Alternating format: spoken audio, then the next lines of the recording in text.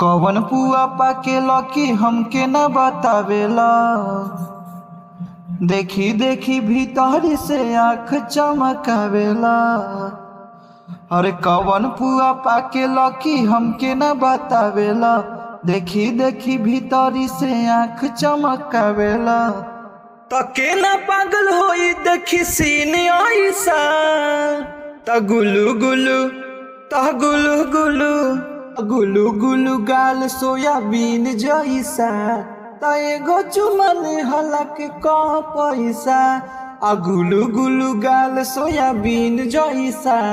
आ एगो चुमन हलक का पैसा। देहब ना चुमा होई कनिया हो दो कनिया हो। ऐसे लुटाइब न जवनिया हो जवनिया हो।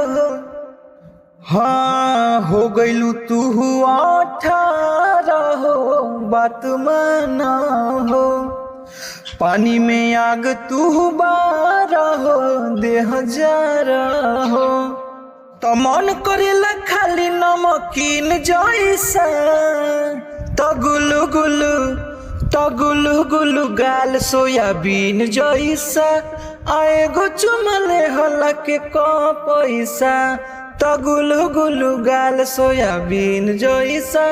आएगो चुमले हलक का पैसा।